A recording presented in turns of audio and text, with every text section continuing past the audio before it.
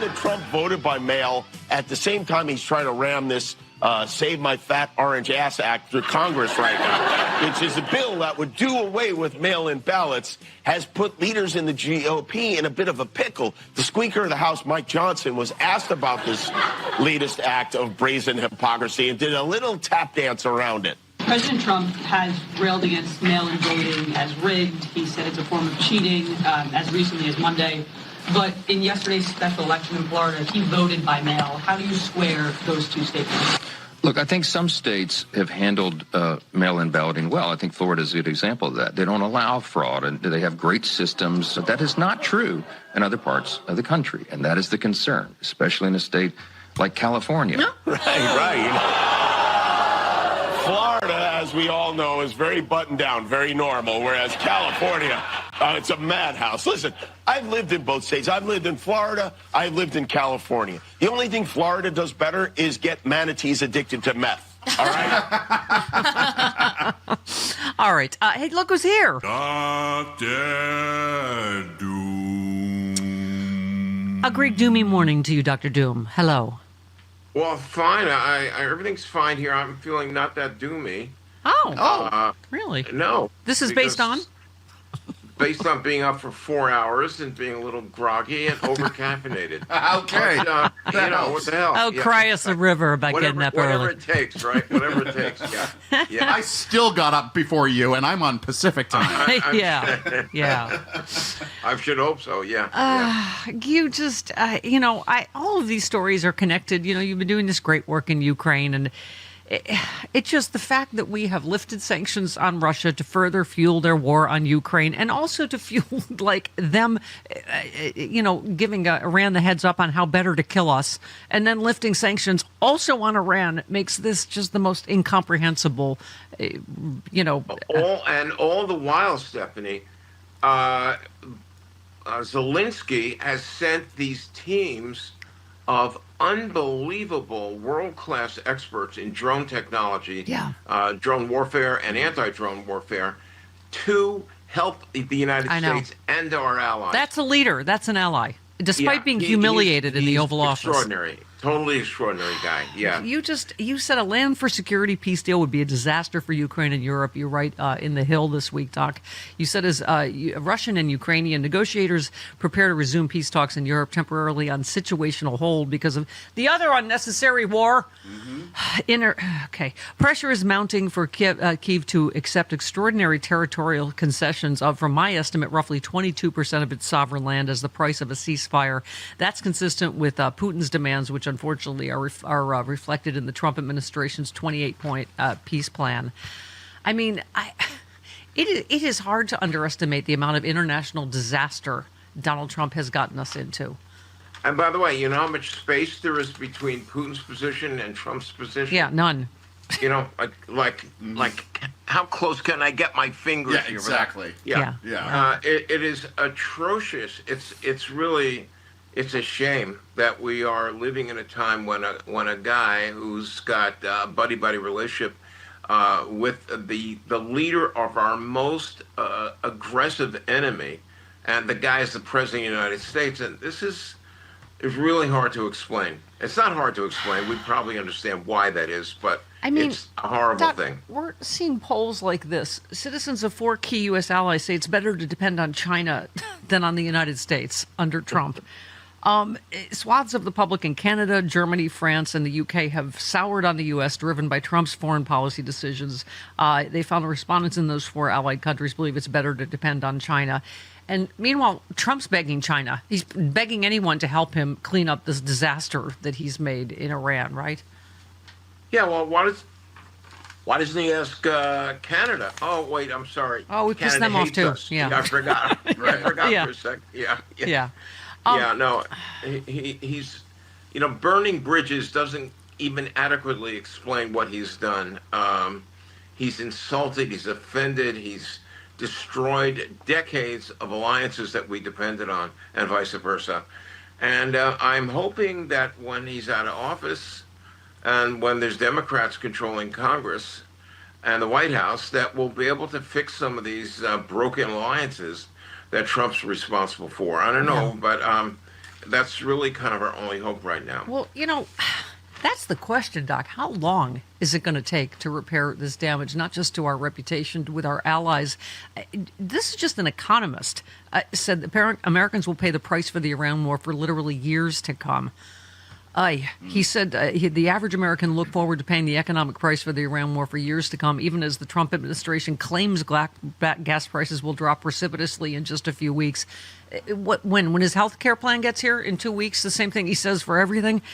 He said, you said if bombing ends today, it would still take about 200 days for prices to even get back to normal. Why would it take so long? The Economist was asked. He said, well, so if you're trying to buy an airline flight, if you're trying to do anything, the cost of this war are going to trickle down across the entire economy. It's going to cascade for literally years to come. The 200-day figure assumes that the strait opens tomorrow, and I think we both know that's not going to be the case. So he said, so higher interest rates, higher gas prices, higher food prices, jet prices, semiconductor prices, you name it, across the entire economy now.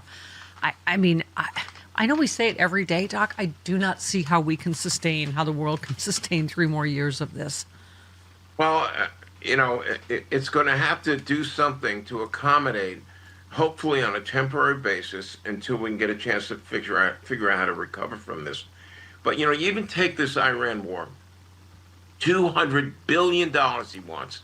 That would be enough to subsidize health care for every human being in the United States. And who is making these choices, setting priorities to engage in this insane war? And now he's got troops ready to land somewhere near the Straits or somewhere, God forbid, in Iran. And we're talking about a serious escalation right behind us when we have so many domestic needs at home. And by the way, isn't he the guy that said America first? Yep. Yes, I remember that. Yeah, I thought it might have been him. Yeah. I always say the doomy health stories for you. Vaccination rates among young children in Michigan dropped sharply during the first year of the Trump administration.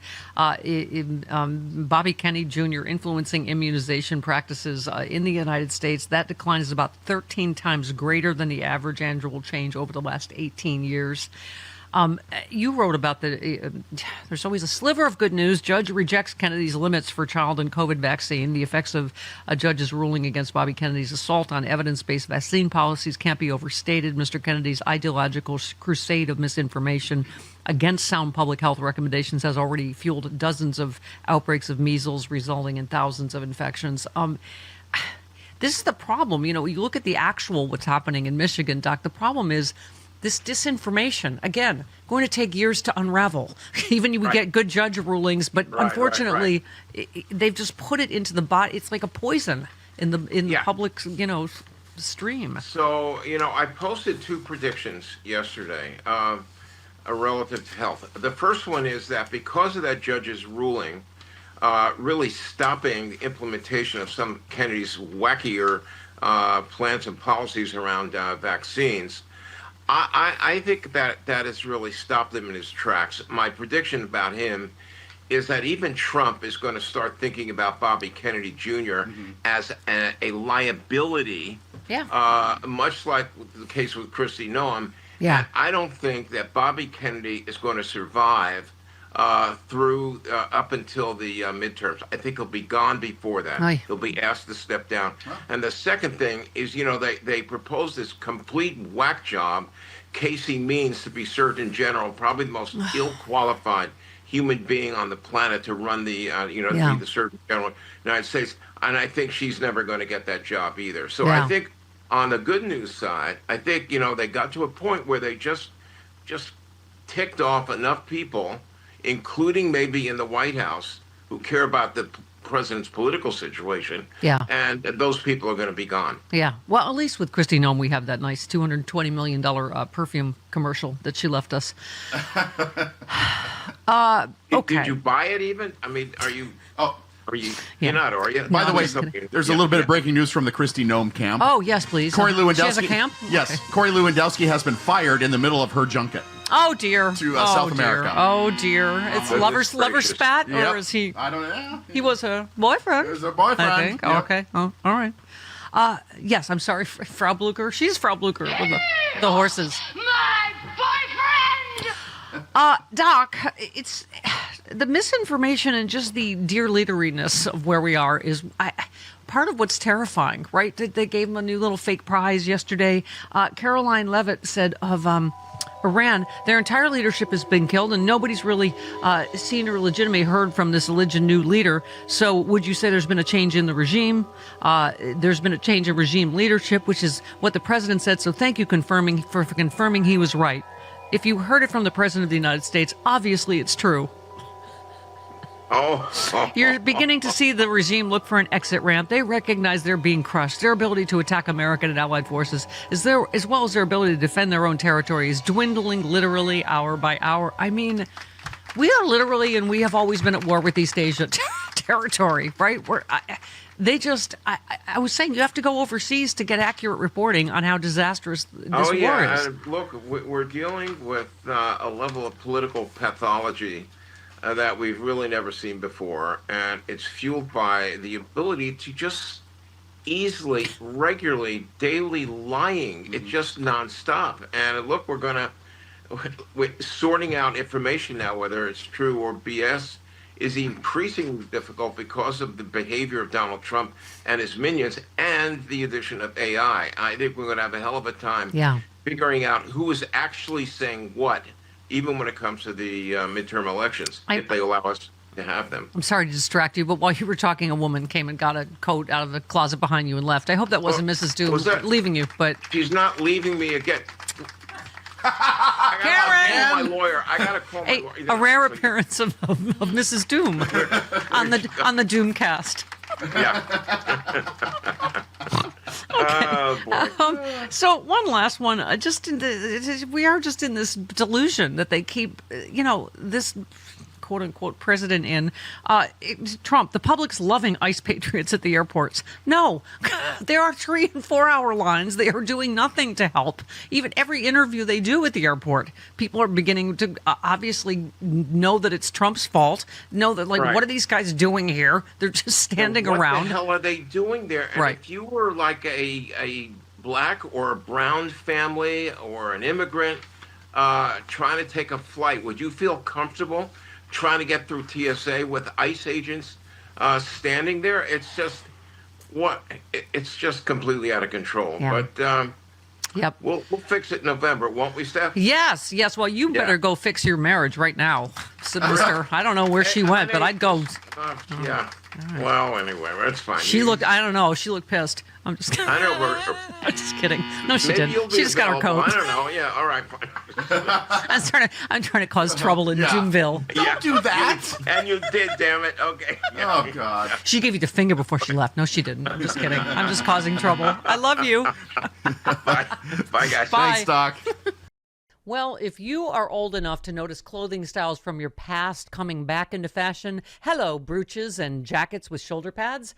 Well, it's time to grab a bottle of my favorite skincare product, Vibrian Super C Serum. Super C Serum hydrates, smooths, tones, improves the overall look of your skin. Made with the highest quality vitamin C, hyaluronic acid, vitamin B5, and E. Vibrian Super C Serum has been better to me than all of the expensive products I've tried. It's a terrific multitasker. My little bottle of Super C Serum able to replace neck cream, eye cream, night cream, dark spot cream. See for yourself. If you don't find Super C Serum better than your current regimen, they will give you a refund within the first year. Go to Vibriance.com/Stephanie. Save up to 37% off and get free shipping. That's VIBRIANCE, Vibriance.com/Stephanie. This is what I was talking to Dr. Redliner about, Trump living in his own little bubble, where they show him things go boom, boom. Yep. They show him things go blow up, boom, boom on the iPad. And then they give baby a snack, I assume, and a little fake prize and nappy. Okay. He said, I'm so proud of our ICE patriots. Oh, you just showed me the ones. Are they where at LaGuardia? They're like 4 years old. So young. No, people are like taking pictures of these guys left and right and posting them all over. These two guys, because they look 16. Yeah, they really do. They don't have hair on their balls. Okay, No. that should be a rule. No. Oh yeah. You got to have a little bit of fuzz. Okay, I'm so proud of our ICE patriots. They're unfairly maligned by the lunatic Democrats for years. And now at the airports, in addition to what they're supposed to be doing, they're helping people with bags, even picking up and cleaning areas. They're so proud to be there. The fact is they shouldn't have to do this, but they're rehabbing a fake image given to them by the radical left Democrat politicians. The public is loving ICE. What? Yes, I can see that from all the ice signs I see literally everywhere. The public loves ice. So the Democrats unwittingly did us a favor. They're great American patriots. They just happen to have much larger, harder muscles than most. He is so gay. Oh, my God. He literally said that. They just happen to have much larger, harder muscles than most, which is, oh, God, Lindsey Graham is going to... Lindsey Graham's going to the nearest airport now. That's his ringtone. Balls until the sun came It's up. his ringtone now, which is what they're supposed to have. I've seen a bunch of doughy ice agents, They're but all okay. doughy. These kids I'm looking at, they don't look... Yeah. They look like kids. Yeah, Thank you to 170 ICE. tops. Thank you to ICE for the great job you're doing. America very much appreciates it. No, mostly people are like, get them out, F ICE. Okay. I don't think anybody is happy about it. No. I haven't even seen any like right wingers even praise. When the you decision. say anybody, you're leaving out KKK, Caroline. well, For all of the critics of this solution a few days ago when it was proposed by the president, it is yielding results. Wait times have Is it? improved No, since they have ICE not. arrived, and they are doing everything in their power to help their fellow federal service members.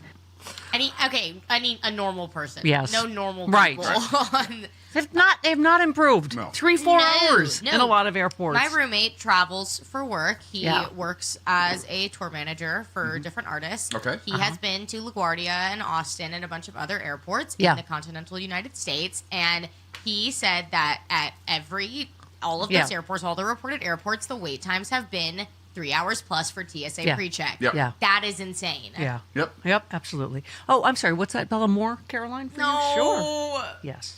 How many more Americans have to die before the Democrats end this madness? Oh my God. President Trump's position is very clear.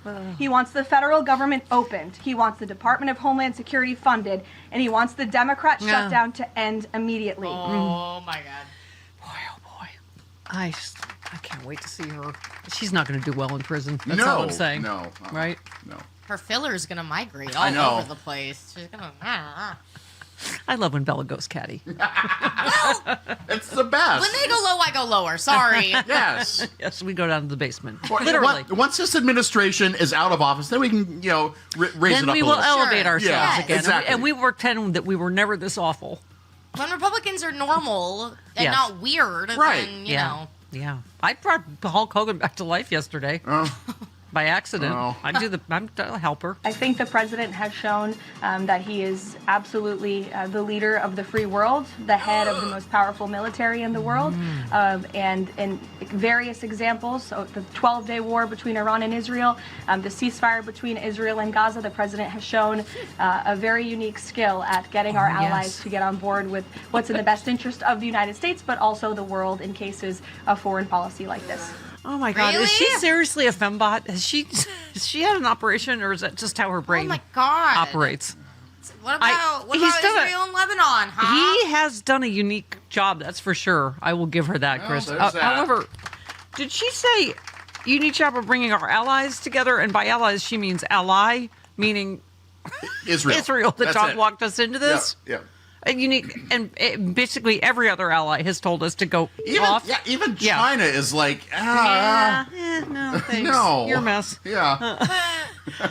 Wow. Okay. Meanwhile, dear leaders, back in dear leaders, North Korea, here is Mike Johnson. I think we're wrapping up Operation Epic Fury. Are we? That's what I think. And I think it will be done in short order, and that'll be right on schedule. Oh, was that? Oh, there was a schedule. Oh, we had a schedule. Did you get a copy of it? I didn't get a copy of the schedule. No. Did you? No? No, I think it was late in the mail. It seemed a little extemporaneous to me. Iran will not accept a ceasefire offer from the United States. Iranian state media said yesterday, U.S. efforts to put a ceasefire into effect and start indirect talks with Iran to end the war that began on February 28th with strikes by the U.S. and Israel on the Islamic Republic. Iran does not accept a ceasefire, the source said. Basically, it is not logical to enter into such a process with those who violate the agreement. He's just, again, Chris, lying his way through this. Everything he puts out, Iran's like, no, nobody's talking to, they're not negotiating. I don't. Okay, John, is this Senator Cornpone, de-jubilation? whatever. Yeah. Kennedy. Yes. Here's why we went into Iran. We had no choice. the president didn't start a war. He was trying to stop a war. Oh, and up is down. Oh, and this is my ass, and this is my elbow. Oh, he was So this war is stopping a war. Right. He didn't start this war, Stephanie. You're crazy if you think that. Yes, of course I am. Well, this doesn't seem like a good idea. J.D. Vance's Middle East advisor has stepped down. Oh, God. Or it might be a good thing. His departure comes as Operation Epically Small Penis. You can't see it with the Hubble telescope. It's really small. That was my Pete Hegseth. It's not as good as Colin Jost, but what? I Oh. I had to restart my computer. Oh, okay. So I shouldn't have said Operation Epically. Okay, fine. We'll get back to it. Yeah, we will. His departure comes as that thing enters its fourth week. His questions loom about how enthusiastic. Operation Epically Small Penis. Teeny-teeny-tiny. The Who's in Whoville can't find it. Okay. Questions loom about how enthusiastic Vance has been about the operation. Yes, he's leaking that. Vance is leaking that he wasn't for it. That's what a disaster this is already. Sorry, got the stink on you. Yeah. So Great. What? Great. Yeah, great. Okay. Meanwhile, back on Earth One, Representative Dan Goldman. There is absolutely no plan. The administration clearly can't even understand why they're in this war, what their strategy is to get out of it. If you look every step of the way, they're doing things they're changing their goals. They're doing things that don't even necessarily contribute to their goals. Yes. Went on to say. Apparently now their primary goal is reopening the Strait of Hormuz, which, let's be clear, was open before Trump started this war of choice. Right. So the reality is, at this moment, we are losing this war. Right. If Trump were to stop the war tonight, he would have to negotiate with the Iranians to reopen the strait that they have closed. That's why he's begging. He's begging our greatest adversary, the People's Republic of China, the Chinese Communist Party. He's asking to come and bail him out to reopen this strait. Wow. That is a good point. We are at war to reopen a strait that was open before we started this war. Exactly. That is, by the very definition, a war of choice. God. Okay. Charlie in Joyzy. Hi, Charlie. Hello, Charlie. Stephanie. Hi. Stephanie, hi. Hello. Okay, so in New Jersey, there's a congresswoman up and coming that's going to win her election in April next month. Okay. Her name is Analia Mahia. Okay. Uh-huh. Okay. She is a great big fighter. She is ready to take on establishment figures like Chuck Schumer, who is unbelievably weak. I could seriously believe myself to believe that Schumer actually wants this war to happen in Iran. I don't think that. You know what? I get uncomfortable with the constant Chuck Schumer bashing. As I've said many, many times, I don't think he's the man for the moment, but I think he's a good man. He's been a good senator, and this is 99.9999% Trump and Republicans' fault where we are. Right. So, but I'm excited about Mickey Sherrill in Joyzy, and that'd be great if I think it's Mikey. This woman, Mikey. What did I say? Mickey. Oh, hey, Mickey. I'm so fine. Mickey. Sorry. Sherrill. I'm a fan of him. Sorry. Mikey. Sorry. Michael in North Carolina. Hi, Mike. That's Mikey. Hi, Mikey. Hey, Mama. Hi. Bella with a Z. Yes. Best of luck. I'll be keeping a good thought for you tomorrow. Thank you. Appreciate it. And Mama? Yes. If you're welcome. Bella, if you go looking for Kiss Him Goodbye, you might not find it unless you're using a really great search engine. The song is actually called Na Na Hey Hey, Kiss Him Goodbye. Oh, okay. Want to have that one loaded. Yeah. Oh, for the blessed moment. Right. Have you ever, Michael? We've never exactly the blessed moment that. Yes, we've never in our history, really, because you think, oh, that's not nice to talk that way about it, and this is just an extraordinary moment, right? Right in our, we have it right. Do we have? Oh no, you can't find it. Okay. I'm looking for it. Yeah. Don't they play this at every sports game that sports the sports? Or is it? Okay, you're not paying attention. No, I'm looking for it too. All right, fine. I'll talk to someone else. Job. Fine. Yeah. Fine. I'll talk to myself and Nick in Illinois. Hi, Nick. Hi. I was calling about the Mark Wayne Mullen swearing in. Just hold on a minute now. Oh, yeah. Okay, go ahead. Nick. So Trump looks over at Mark Wayne Mullen's family, where most of them seem to be high school, or and says they are adults to me. They sound like adults to me.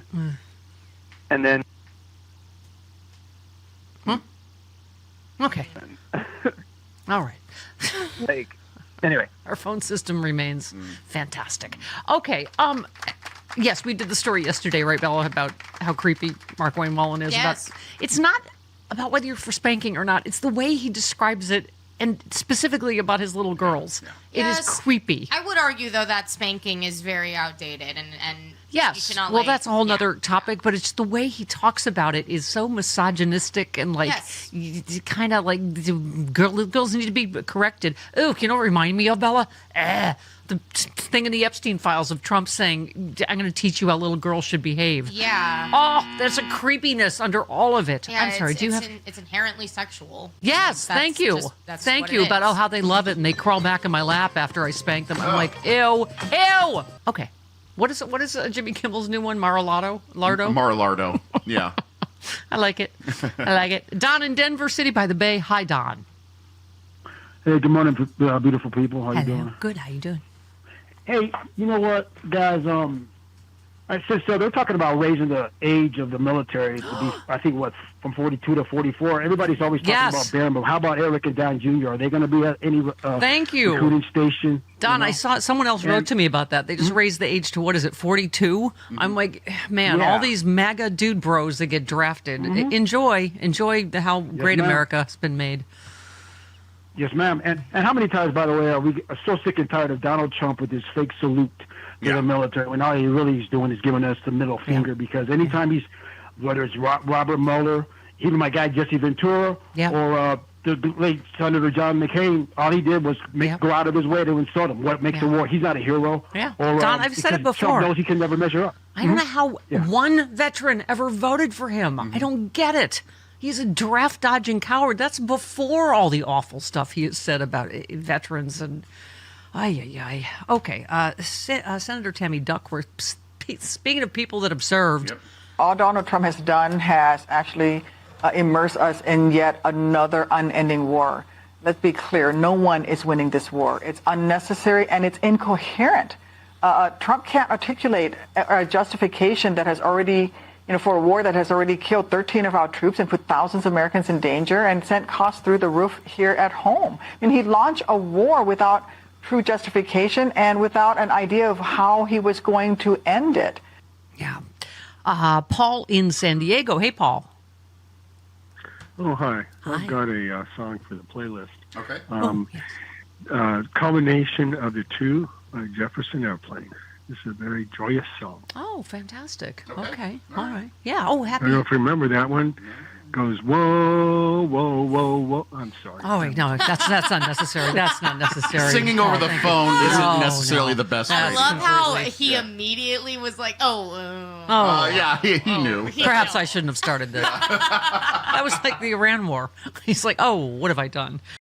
Well, we welcome Elijah McGrain. Did I say that right? Of Native Path, my favorite supplement. Good morning, Elijah. Good morning. It's a pleasure to be here. I have to tell you, I have my Native Path in my coffee. I put 1 scoop in every morning. Talk first of all, just in general, why collagen is so important. I know it's the most abundant protein in our body, but I lie about my age, just so you know. But your supply drops as you age. So tell us why it's so popular now and so important. Collagen is in our minds almost a foundational part of the diet, right? And it's something 100 years ago that was much more common to get in the diet because our diet was much more broad. We had we had a lot of stocks and soups, and it was easier to get collagen. Whereas now, with kind of that ultra processed landscape, it's much more difficult. And collagen is really, like you said, it's one of the most abundant proteins in your body, and it's really kind of a building block for joints, skin, even the lining of your stomach, of your gut. Yeah. And after about between 30 and 40, the collagen content in your body actually starts to drop. So, and the only way your body doesn't synthesize enough of it to kind of keep up with that loss. So one of the best ways to get that is through supplementation. I accidentally ran out once, and I'm telling you, I hike every day. I bike, maybe 40, 50 miles a week. I could feel the difference. So I used to take separate pills for everything, hair, skin, nails, all those really expensive supplements. But of course, yeah. This one has everything in there, right? We have, people that have told us they can see their hair and their skin, their nails growing faster. Let me also say this is a great deal for the best quality stuff.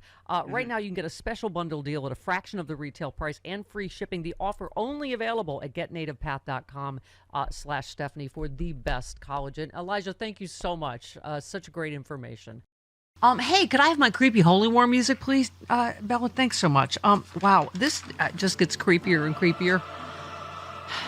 So we talked about Hegseth's pastor. Yep. Called for the James Tallarico to be killed, as Jesus would do. That's right. In the first Christian worship service at the Pentagon since the start of strikes against Iran. They have those? Yes. Pete Hegseth, who likes to call himself the Secretary of War, used a prayer and several Bible passages to cast the conflict as a holy war against God's enemies. Oh, God. Oh, my God. This won't inflame things at all, do you think? Even I think this George will make things W. better. Bush was careful not to call it a holy war. And he wasn't that bright. He prayed that God would pour out religious wrath by helping break the teeth and kill the wicked enemies who deserve no mercy and should be delivered to the eternal damnation prepared for them. Oh, this is starting to sound like one of our Pat Robertson bits. Yes. Like giblets in the lake of fire. Eternal damnation. Rendered in the lake of fire. Yeah, your giblets are rendered.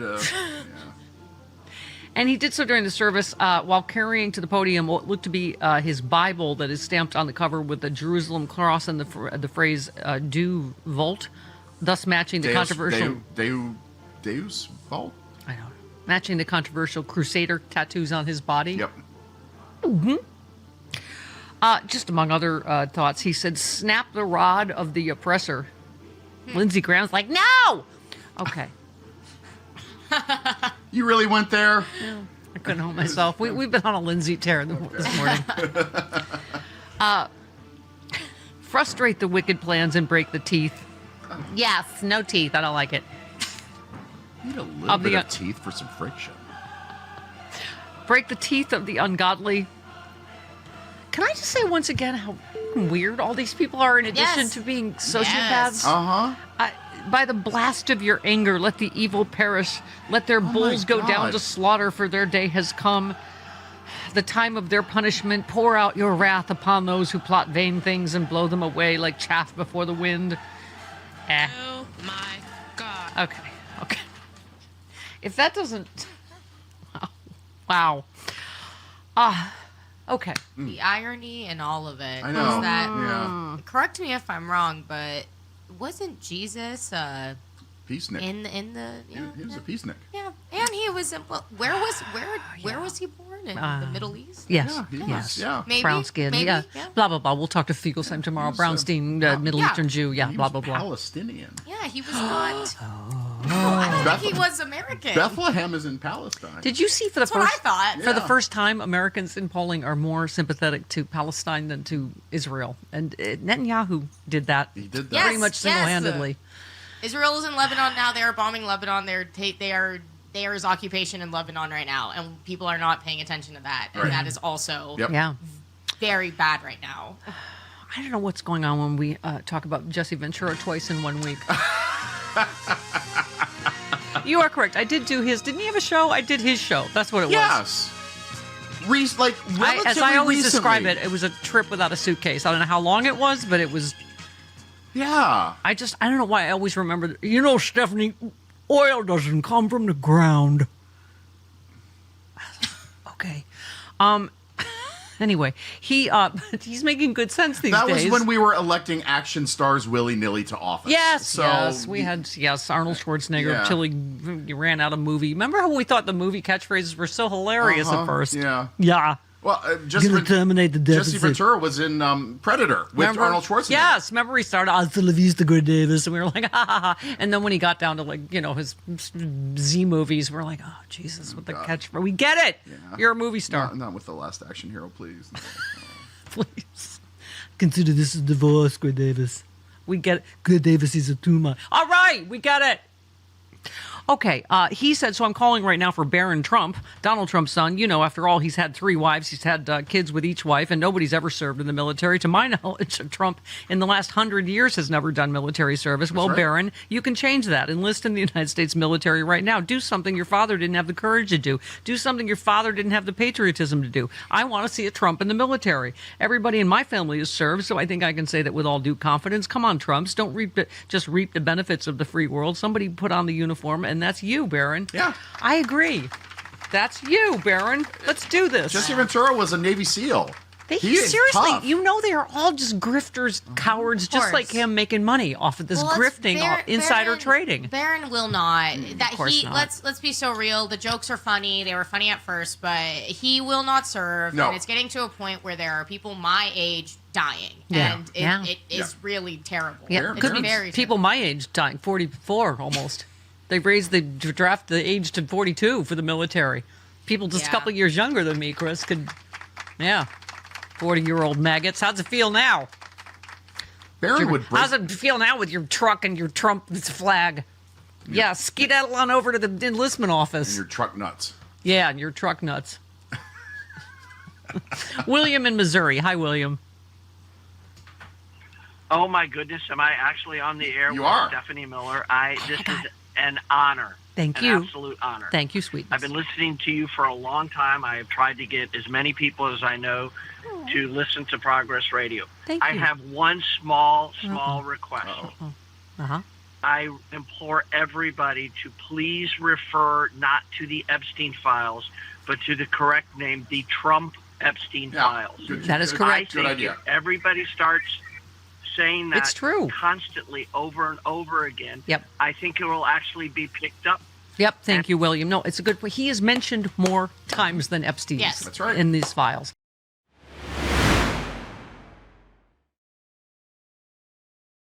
My parents are from countries where mangoes grow wild and bold, and eagles cry the sky in arcs and dips. America loved this bird too, and made its clutch olives and arrows. Some think if an eaglet falls, the mother will swoop down to catch it. It won't. The eagle must fly on its own accord by first testing the air slide over each pin feather.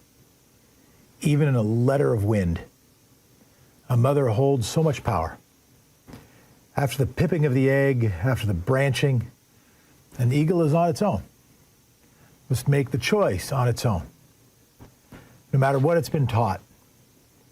Some forget that pound for pound, eagle feathers are stronger than an airplane wing. And even one letter, one vote, can make the difference for every bright thing. That poem is One Vote by Amy, and let's see if I can do honor to her last name, Nezuk Umatatil. Forgive my pronunciation. I will practice more next time. Each of you has more power. Together, you have more power than an eagle's wing. An eagle's feather, your vote, your voice is more power than you recognize. I am here. My name is Jeff Smith here at the Thom Hartmann program to speak truth to power. But I don't mean that I hope a politician is listening. I hope you are listening. And I hope you will wield your power. I have been working for a while on, I don't know whether to call it a grand unified theory. It's not grand enough yet, and it's not unified yet enough. But it is how I'm starting to think about levers of power and what those levers of power might be. I want to ask you what you think the critical levers of power are that we should be wrestling with, that we should be paying attention to, that we should be counting, that we should be strategizing for. I've started to organize them. I don't know whether to call them aphorisms. They might be aphorisms. They might not be individually pithy enough or even collectively pithy enough to be aphorisms. I'd like to think of them as facts, but some of them are more strategically opinionated. And by that I mean a perspective is distinct from something that can be easily mathematically measured. We might call them principles, but that also might give them too much credit. So I just think of them as 26 things. We'll change the number, and I'll ask you what you think we should add to the number. This is a work in progress. I'm working on it for some degree years. I'm going to share it with you today, or at least as much as I can share before the first break. Maybe we'll go in, share a little bit in the second, because I've never tried to do it out loud before. It's, if I were going to write an outline of stuff that I think we needed to keep in mind in order to be strategically fit to advocate for, to convene in favor of and together around democracy, what are things we should be able to keep in mind? What are things that are important for us to catalog in our own brains, to access as we process problems, as we debate the best approach to make the world a little bit better rather than a lot worse? It is not in perfect order. I have some categories. Electoral math. I have another category called psychology and persuasion. Another category called money. Another category called media. And another category which is a little bit of a cheat. It named, instead of being called miscellaneous, I called it power. But the whole list could be called power. So first, electoral math. Again, things that I will come back to in response to calls, and if I fed all these things to a robot, maybe even a robot could take my spot and give some of the same answers I might give. Here's the first, and the first is not the most important, but it is useful. And it was taught to me by I think he was 78 years old, an activist at the time, and he probably said it to me 5 times. And he said, the most important vote a member of a legislative body ever takes is the vote to organize the chamber. The most important vote a member of a legislative body, let's call it Congress, ever takes is the vote to organize the chamber. What does that mean? Well, it means when you decide who the Senate President, who the Speaker of the House is going to be, when you decide what the committees are going to be, which decides what bills will even be heard, which decide the composition of committees to see if those bills have a chance of making it out of committee. But that is the most important decision. A lot goes downstream of that, including it means whoever wins the majority matters a whole lot. That's my first one. The second, and this is the context of this one, of understanding electoral math, is just to understand what we're up against. Because we can be grumpy, and there's so much reason to be grumpy, and I want us to be strategically grumpy. I want us to be grumpy. There's a reason. There's a biological reason. There's a reason in terms of how we developed as human beings for us to have, an evolutionary reason for us to have anger, for us to get grumpy. I think it is to spur us to action, to avoid things we shouldn't avoid, to fight or run away from things we should run away from, to defeat things that need to be defeated. And we can translate, instead of just our fear, fight or flight, to something that is more proactive. Anger isn't the best place to live all the time, but let's at least be strategic about it, or maybe, therefore, let's be intentional about it. The most important vote a member of Congress ever takes is the vote to organize a chamber. Number 2, the U.S. Senate map is terrible. The U.S. Senate map is terrible. Number 3, the Electoral College math is terrible. It's terrible. 4, 25% of voters are lefties, self-described. About 25% out of 100. 25 per 100%, are self-described progressives, self-described lefties. Number 5, politician's job is to gain and wield power, to channel and reflect the power landscape. A politician's job, not their moral responsibility, not what we hope for them. I didn't even say their mission. I certainly didn't say their vision. I didn't say their values. But at some level, their job is to gain and wield power, to channel and reflect the power landscape. So when we understand what we're up against, understand the most important vote a member of Congress ever takes is a vote to organize the chamber. U.S. Senate math is terrible. The Electoral College math related to that thing prior to that is also pretty bad. 25% of voters are lefties or progressives. The politician's job is to gain power. So what does that mean? It means a bunch of things. This is the first category. I got 5. Let's take your calls. What do you think ought to be in our power landscape? What do you think are the most important principles, facts, realities to be aware of before we do, or as we do our strategic thinking? I say we need to build the percentage, get it up from 25. We have to work on that power landscape. We have to make the maps better so that when politicians are sticking their fingers in the wind goes towards democracy, goes towards the future, goes towards a better environment, goes towards a better middle class, goes towards better lives for more people, goes towards compassion and love. And we have to recognize majoritarian democracy needs a coalition government.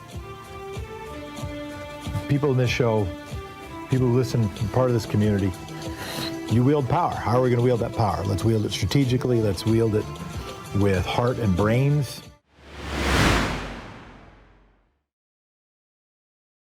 Oh, hey, Political Voices viewers. It's me, Stephanie Miller. Thanks so much for supporting the channel. When you like, comment, and subscribe, it helps us and the sponsors who make this show possible. We really appreciate you supporting the people who support us. Here's a quick message from one of those sponsors now.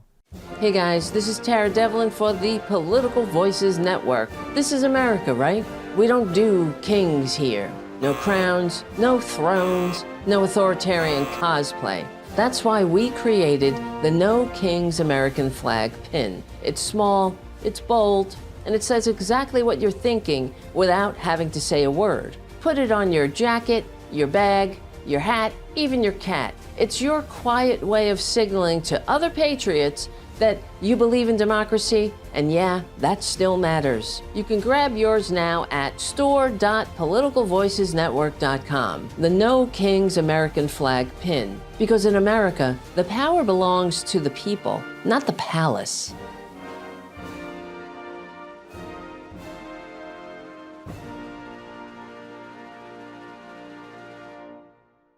It's time for the Rick Smith Show. Now, here is the voice of the working class, Rick Smith. So, a new national holiday, a new federal holiday being proposed by our dear leader. And of course, you know who it's to, right? It's to dear leader. Evidently, Trump has been asking his close personal advisors how he could get his birthday declared a national holiday. And I got to tell you, I'm not opposed to it as long as it comes with a day's pay.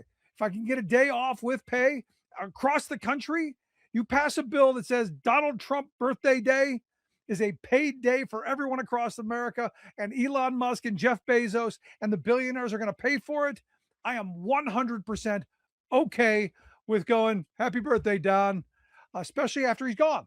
Because usually you wait till they're gone, right? But not Donald. He wants his own day. He wants it now.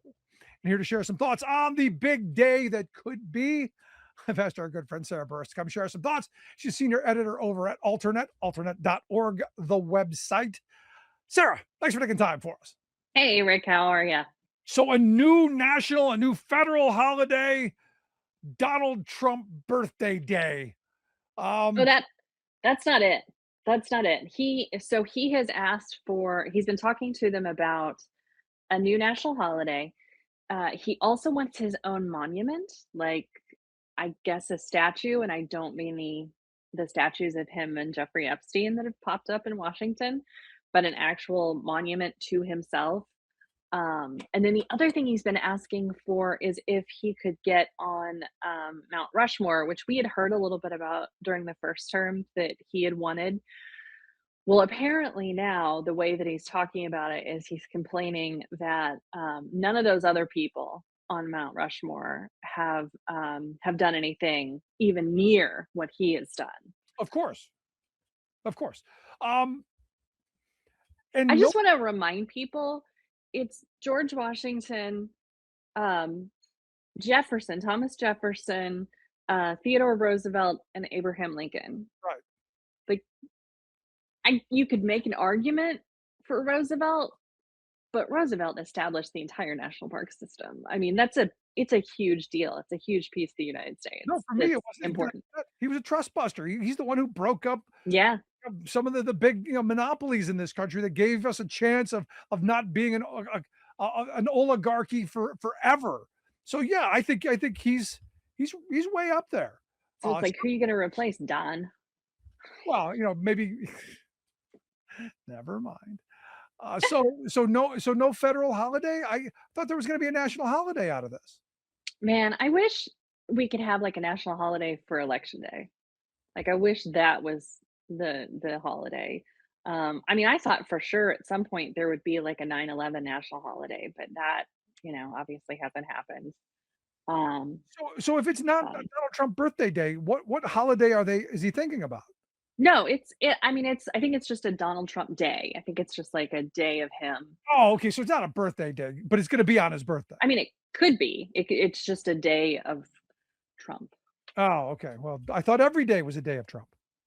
Right? In MAGA world, every day is a day of Trump. That is true. I'll be okay with it when there's a paycheck that comes with it. There you go. There you go. Because look, who's more presidential than Donald J. Trump? Especially, being gracious, being someone that you want your children to emulate. I don't know if you saw the Truth Social post over the weekend when Robert Mueller passed. Like, hate, whatever. But Trump truthed out, Robert Mueller just died. Good. I'm glad he's dead. That's presidential. He says he can no longer hurt innocent people. President, and then all caps, Donald J. Trump. And I got to be honest, I thought it would be a much more long and rambling hate speech, but that was it. Good. I'm glad he's dead. I'm not surprised that it wasn't longer, because that's been sort of the big piece of conversation, is about how Trump really isn't what he has been, in the past. His mind isn't completely there. And so this idea of, instead of going on like a full page rant about, witch hunt, Russia, and all of the little buzzwords that he used to use in the first term, it doesn't shock me that he was just like, screw this guy, it doesn't surprise me that he's, saying, I'm glad he's dead. The thing that I feel like we were sort of all taught as children is, you don't have something nice to say, then don't say it. Nothing at all. Yeah, no. And look, I'll be honest. I looked all over social media, and you had all of the people who are not big Trump fans saying that, when you go, the internet will explode. Yeah. And look, I'm not going to be that guy. When he goes, I'll feel sorry for his family. I don't like his family. I think they've done a lot of damage. But that's just not how I was raised, and it's not who I want to be, and I don't think it's who we should be. When he passes, okay, let's move forward. But I'm sorry, no monuments, no big fanfare. This guy has done real damage to this country, and it's gonna get worse. So for me, I'm not going there. What about you? No, I don't know. I mean, I can see myself being very sarcastic. Yeah. And okay, I don't know. It depends on how long it is, because I feel like if it's something like it happens in the presidency, that's going to be a whole different issue, and there's going to be a big conversation about what a weirdo JD Vance is. But I feel like if it's a ways out, maybe there'll be some time for us where we've healed. Yeah. So the question is, because I asked someone, a friend of this today, like, so you want him to go, and then we end up with JD Vance, or are you like me, the devil I know, because they're not killing it. Look, the messaging, if you listen to them, everything's wonderful, but every day is a new embarrassment. And I point to what happened last week with the Japanese prime minister. You know, I don't know what I know, open mouth, insert foot, and everything else, but you know, I don't know. Yeah, at least there's our national embarrassment, and I'm hoping people wake up to that. Uh, where are you at? No, I think you're right. I think I wouldn't be surprised if JD Vance also became a national embarrassment if he were to take over. For folks who didn't see it, Donald Trump welcomed the Japanese ambassador to the United States. It's cherry blossom season, so Japan usually comes over and they're like, "Yay! Here are all these cherry blossoms we gave you 100 years ago, or whatever."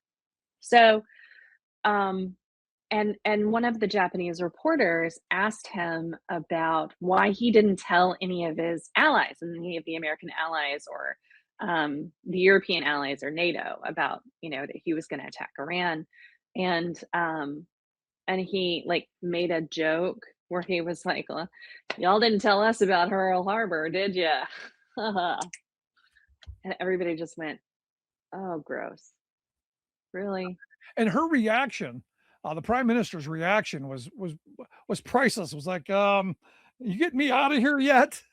Well, what's funny is, my roommate was telling me about this. The Japanese people are really good at having like a poker face, and obviously politicians, amazing at it. So she was kind of looking over to the side at someone I assume has to be like a top advisor or maybe a military advisor, and so she didn't move her face for a second, and then her eyes got really big, and so I just, you got to give it to her for having enough of a poker face and not just saying what she was thinking in that moment. I don't know that I could have stopped myself, but good on you. I know I couldn't have. Yeah. I know me better than that. But look, this is where we are. I also got to think that the world is not thrilled with us as the global economy question, and we're moving towards a point where I don't know, man. We don't open that straight up. You don't get oil flowing. The global economy, you're going to see massive inflation here at home. Gas prices are through the roof. It's going to get worse if it anytime soon. It's going to get worse. And if he gets to replace the Fed chair, who's going to lower interest rates, we can expect massive, massive inflation with no way of fighting it. So we get a second Trump term doing exactly what he did the first time, screwing up the economy.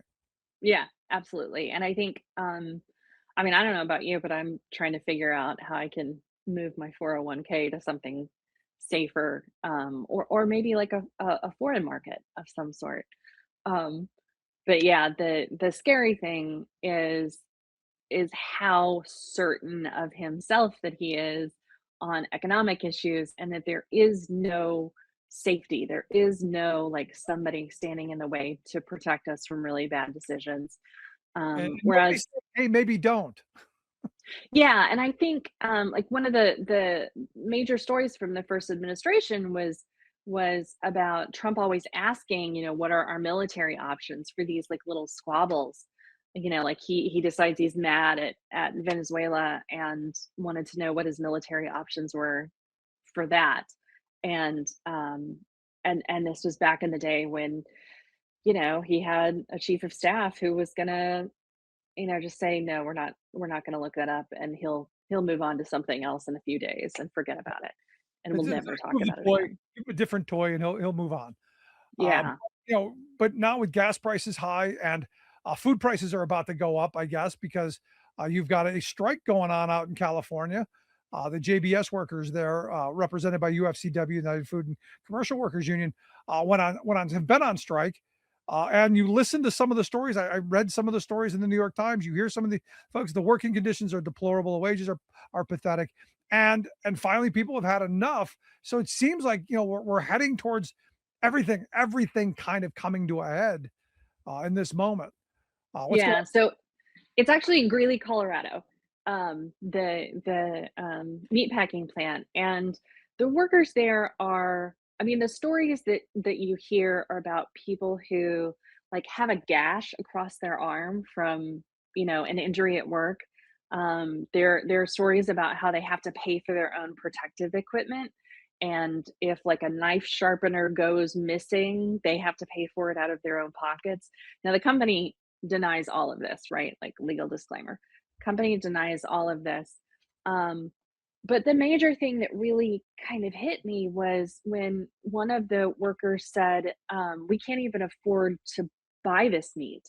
Like we're cutting beef, and we can't afford to feed that to our own families because we're not making the kind of money that is a living wage." And and there are stories about that same meat packing plant from COVID where people were coming to work sick.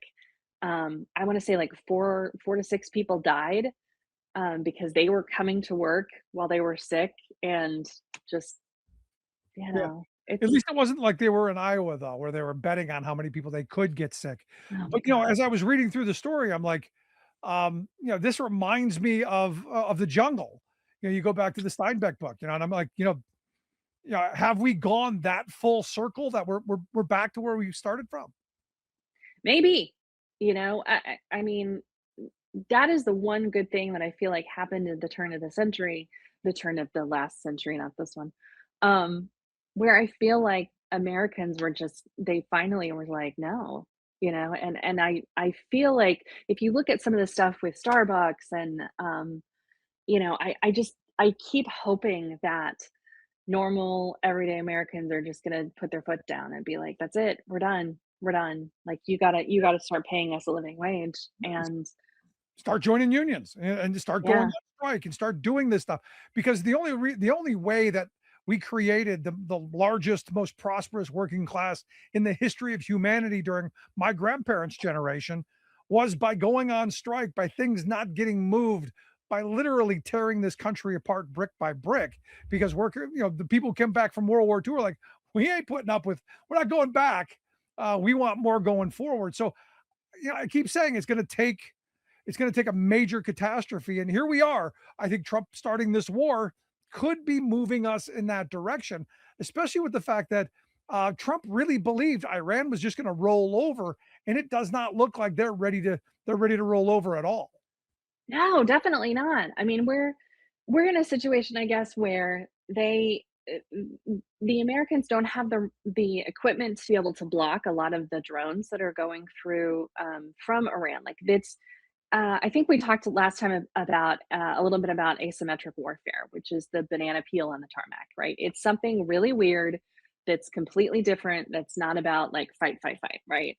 And so they're using like jet skis to try and blow up boats. You can't, this is not a traditional war where you've got battleship, right? It seems like Trump is treating this like a game, and it's just, that's not, and putting boots on the ground and all of this stuff. It's just, it doesn't really make sense for, modern warfare. At least the way that a bunch of the military nerds have explained it is, You mean like hiding behind trees instead of lining up in a straight row, and right. If you learn our history, kind of like that.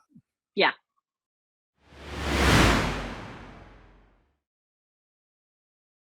Oh, well, hey there, Political Voices viewers. It's me, Stephanie Miller. Thanks so much for being here and supporting the channel. When you like, comment, or subscribe, it really helps us and our sponsors, and it's the sponsors who make this show possible. So we really appreciate you supporting the people who support us. Stay right here for a quick message from one of those sponsors. Hi everybody, this is Bob Circosta, and it's time for another Bob's Best Buys. And today we're talking about pain, something we can all relate to, right? Whether it be stiff joints, sore knees, or those everyday aches and pains. Well, now there's a way to help control the pain, and it's called Artrex, a cream that works. From the team at BioVed, Artrex is activated by Ayurveda, an ingredient that's been around for 5,000 years.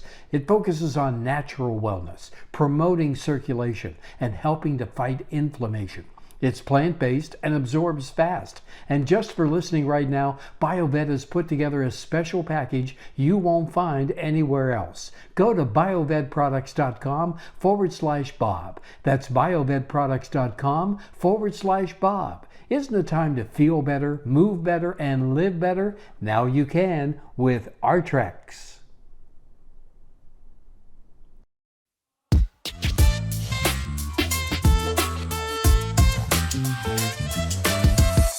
All right, shout out to Rick, who in the nicest way possible let me know that I am an idiot. The principle of my segment still stands, but Louis DeJoy did step down as Postmaster General in the middle of 2025. David Steiner is now Postmaster General since July of 25. He is the one that is in charge since then. The principle of my point still stands. But the name changes, which I do appreciate that very much, Rick. Thank you for that insight there. I clearly missed that in the setup for the segment there, so thank you for keeping me honest as per usual.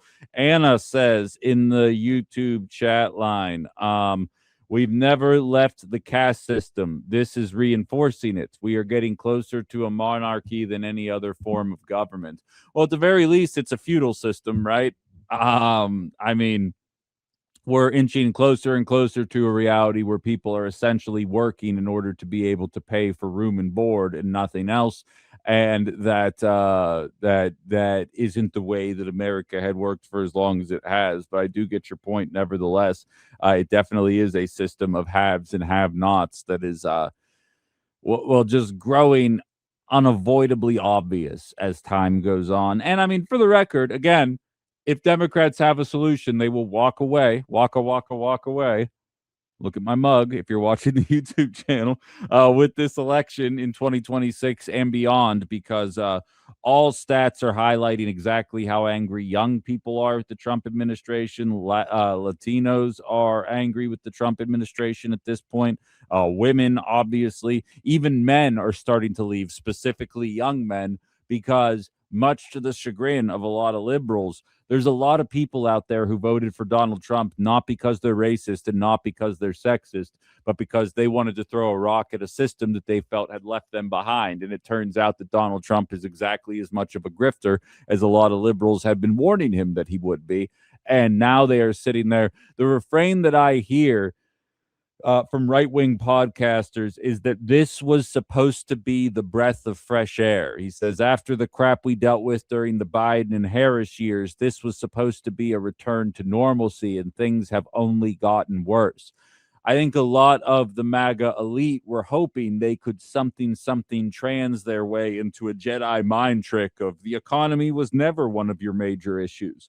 And hoping that enough people would go along for the ride there. And I will say, I came across, if you're a longtime listener to this show, you know I'm very much a transgender advocate. I think it should be up to the parents what you're going to do with your child. However, I do have a bit of hesitance when it comes to the idea of transgender playing in the sport that they identify with, given the structural inequities of what that would bring to the sport. I would never vote based on that, but I do have an issue with that idea for sure. But it's funny because I watched a town hall with Graham Plattner, and he said, when I was in high school, I wrestled against women all the time. It was a pretty common occurrence when I was in high school. And I thought about it, and that was a thing that happened when I was in high school too. I'm not saying it changed my mind, but I think that's a hell of an answer that kind of blunts a lot of the nonstop conversation about transgender people. Susie, who's been listening to me on the app, the WHBY app, which you can search by typing in WHBY to Google Play or the App Store.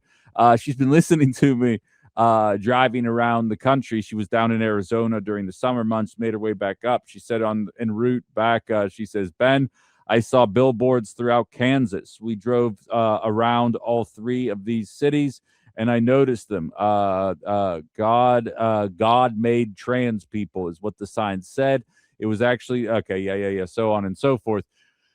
And that's in a red state. You know what I mean? That's in Kansas that those signs are going up. So I feel like maybe that conversation is getting blunted by to anybody outside of the diest of Die Hard. I can only hope so, because I think it's such a dumb conversation that it makes me just want to start banging my head off the counter in front of me right now anytime somebody starts bringing it up. But that definitely is an interesting principle for sure.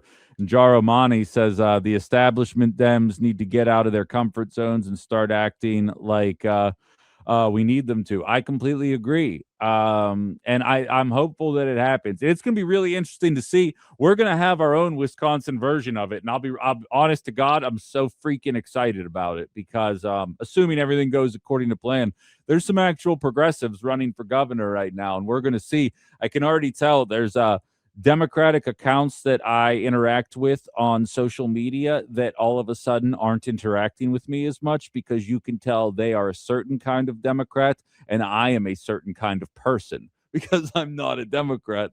And you can tell that the divides are starting to expose themselves even in this state a little bit. But boy, it would be really nice to be able to talk about someone running for governor in this state the way you could kind of watch how Mamdani and what Graham Plattner is doing in Maine right now. If you haven't seen the most recent polling data that came out yesterday for Maine, Graham Plattner is beating Blue MAGA candidate Janet Mills 55% to 28%. Meanwhile, these centrist Dems out of the same side of their mouth is going to talk about electability. I don't know that it gets more electable than that. There's 13% undecided. Assuming the whole 13% went to Janet Mills, she still loses by 14%. Get out of the race. There's a new sheriff in town, and people want to see economic reform aimed at the 1%. It's impossible to avoid that reality. And to that effect, let's get into some economic propaganda as well as some crime propaganda. If you don't follow me on Facebook, I've started a video series basically entitled, How Do People Buy This Propaganda? And it highlights things that are very easily disputable and yet still stay in the mainstream. That's part of the narrative. For instance, when asking a generic poll, who is better at the economy, at addressing economic concerns, Republicans win an aggregate of all the polls. Republicans win that conversation 44 to 41%. And statistically speaking, whether you're talking about job creation or I'm about to get into deficit spending, but there's about a dozen or so different metrics that you could study economic success by that you'd be really hard pressed to determine that the Republicans did it in a better way than Democrats. Not to say that Democrats did it well. That's to say that, oh, I don't know, let me just pull a phrase out of nowhere. It's almost like Democrats are maintaining an economic status quo and Republicans make that economic status quo worse, and then Democrats maintain that new economic status quo. But the fact is, when concerning deficit spending, we're going to do all the presidents since I was alive. George H.W. Bush, his deficit change was positive, meaning it was not good. I realize the terms are going to be contradictory here, but please try and keep up here. They were barely positive, but they were above that zero line. Just over $0.2 trillion in deficit every single year. Bill Clinton shows up, and that deficit goes into the negative. $500 billion every single year in terms of negative in terms of deficit spending. George W. Bush shows up. That goes to $0.6 trillion. What is that? $600 billion in deficit spending a year. Obama shows up, and it's negative $800 billion in deficit spending every year. Donald Trump shows up, and it becomes $2.5 trillion in excess of positive in deficit spending. And yes, some of that is COVID spending, which was absolutely necessary spending. That was probably the best part of the Trump administration. But also, anybody who's paying attention, who's not in the cult, knows that a large percentage of that deficit was born out of the third time we did trickle-down economics in my lifetime. Biden shows up and takes it to negative $900 billion in deficit spending. Meanwhile, Republicans are still telling you that it was Joe Biden's astronomical spending that caused inflation and not the obvious corporate greed that neither Democrats nor Republicans are willing to address. And then Trump, too, showed up. Assuming everything is consistent from the first year of his presidency, he is at plus $800 billion in terms of deficit spending. Every single Republican president has increased our deficit. Every single Democrat has decreased our deficit. All but 1 million jobs created since I was born are by a Democrat. Do those jobs pay enough money? No, they do not.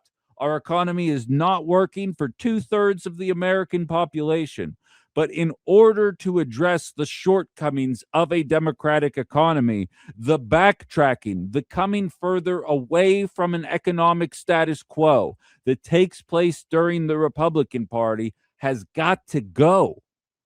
And I realize, I get it, guys, something trans. Unfortunately, that is not going to impact your life in a meaningful way comparatively to what these statistics tell you. And I'm just warming up. What about crime? What about law and order? I mean, Republicans, they say it enough times, right? So you would assume that that law and order would be a pretty obvious feather in the cap of the Republican Party. But again, it is not a matter of Republican or Democratic presidents. It is a matter of circumstance. Do you know when the U.S. murder rate per 100,000 people shot up? More than one full death, 1.5 full deaths per 100,000 people. Do you know when that happened? 2020. You know who was in office in 2020? Donald Trump. The reason the homicide rate went up were the lockdowns, and it kind of became the Wild West in this country for a little bit. Anybody who still had to go to work, be honest with me, hit me up in the text line. What was it like driving on the roads during that time period? I don't mean from the emptiness. I mean that I was full-blown pulling U-turns on highways because I was like, you know what? I went the wrong way. I'm just going to do this right now because I knew no one was going to see it happen. We all were doing things that nobody would be doing in a normal environment on the roads in 2020 because of what was available then. I'm not saying you take that opportunity to murder people, but I'm saying other people absolutely took that opportunity to murder people. Murder rate shoots through the roof. Murder rate holds firm in 2021 and in 2022, and then begins to free fall. It falls almost a full 1 death per 100,000 in 2023. It falls another 0.9 deaths per 100,000 in 2024. And then another 1 death per 1,000 in 2025. So yes, the murder rate is the lowest that it has been in the last 10 years in 2025. It also was on that trajectory since 2023. It's almost like neither Democrats nor Republicans really had an impact on that, and it's a matter of circumstance. And yet when you see the polling data, it says that the Republican Party is better at law and order, despite the fact that all of the data is to the contrary, and it just fits narratives. Then, in the world of social media, all you have to do is find a video of one guy robbing a Walgreens in San Francisco and say, that's all of liberal cities. And unfortunately, about 27% of the American population will just believe it. This propaganda is so deep-seated in people's minds. This is why you never see the kind of changes that we want to see happen. Because think about it. A majority, or not even a majority, a plurality of people think that the Republican Party is better than the economy. Okay, great. Why do they think that? They think that spending during the Democratic years is what ultimately led to inflation. Okay, good. When you look at spending, it turns out that every single time there's a Republican in office, we do more spending than when there is a Democrat in office. So because they believe a false equivalency, they associate our astronomical costs with data that doesn't exist. Then Republicans take over. They cut all these social programs. Prices do not come down, but MAGA doesn't care because they're a cult, and the price thing was just a thing to complain about when Democrats were in office. But for those of us that actually care about the cost of living, regardless of what letter's next to a name, the Democrats show up and say, yeah, you know, we had things going in the right trajectory. Look at our spending. The reason prices are so high is because of Trump's tariffs. And the real culprit, the record profits since 2021, go by the wayside, get swept under the rug, because inevitably a trans person is going to try and swim in the NCAA next year. And this is why nothing gets better.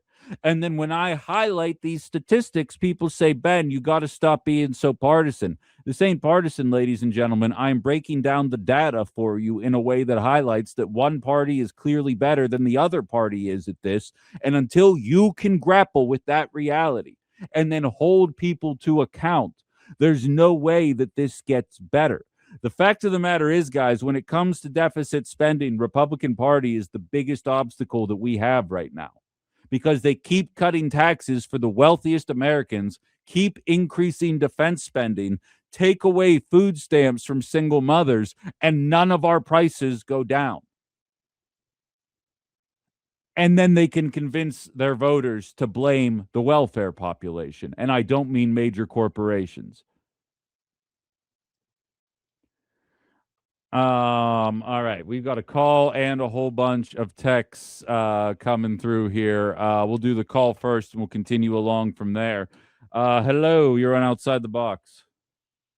Yeah, good morning, Ben. It's Gary calling. Say, you were given those spending amounts by the different presidents, and you were talking billions of dollars, and then you said that Mr. Trump spent over $3 trillion in his recent term.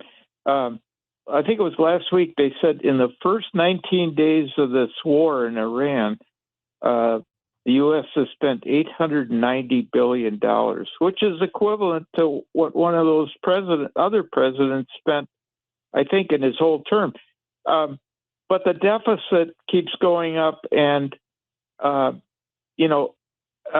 you take that $890 billion, I don't know what that would do to turn the post office around, but it might help a little bit, and it might do some other good things for healthcare and whatnot. But I think you gotta consider too, for the post office for a number of years. By the way, we had a postmaster general in the 1960s from Wisconsin, I think he was from Two Rivers, Gronowski, under Johnson. And, the post office seemed to be doing pretty good back in those days. But things that have all changed. For example, they used to get a lot of revenue or some revenue from third or fourth class magazines and all that other stuff. But those were even subsidized by the federal government. And that was because Congress stuck their nose in the whole thing, and their constituents wanted cheap postal delivery, and over the years that debt by the post office has accumulated. So that's all I want to say on that. No, I appreciate the call, Gary, and that's a very valid point. Make that example 2,397 of ways in which the government was involved, subsidized things, and then boomers grew up and said the government was never involved. More clapping for you guys. The government was involved. The government was involved. It always ends up working that way, and yet people seem to struggle with that objective reality. Hello, you're on Outside the Box. Nope. All right. Good call. All right. But yeah, no, that's great insight, and some of which I had no idea was going on at that time. So I appreciate the insight very much, Gary. Tom says, Trump is holding his first cabinet meeting. Now we'll get into Iran in the 10 o'clock hour. But yeah, these are just two examples, and I'm going to continue kind of following along with this kind of stuff here because these narratives need to die. I was having a conversation with some of my new TikTok friends, and the idea, I can totally understand in 2006 if you haven't caught on to the fact that trickle-down economics is a farce that has done nothing but leave the middle class in a lurch. I totally get all of that. But in 2026, if you haven't figured out what trickle-down economics is all about, all that means to me is you're just not paying attention. And that's going to be kind of what my mission is here going forward. We can no longer live in this world where people can just say whatever the hell they want and pretend that it makes sense. We're only going to be able to reach so many people, but when it comes to the economic data, whether it has to do with the fact that the government was absolutely involved in making sure that the boomer generation had an easier transition into adult life and the silent generation, compared to what they have done for the generations that came after. We have to live in reality in that conversation. When it comes to the idea that somehow Republicans are the fiscal hawks, the ones that understand the way to make the economy thrive, I'm going to need any data to back that claim up if I'm going to take it seriously. And this is not me saying that Democrats have the answers, but in the two-party system, one party is going to be better at it than the other party is going to be. And when the evidence is so clearly skewed in one direction, I have to ask, do you just not want to hear it? That has to be a real question that is asked. Do you just not want to hear it? We're going to keep conversations like this rolling on the other side of the news. Bit of a longer break here, but we'll be back outside the box with Ben Cominos, Political Voices, and WHBY.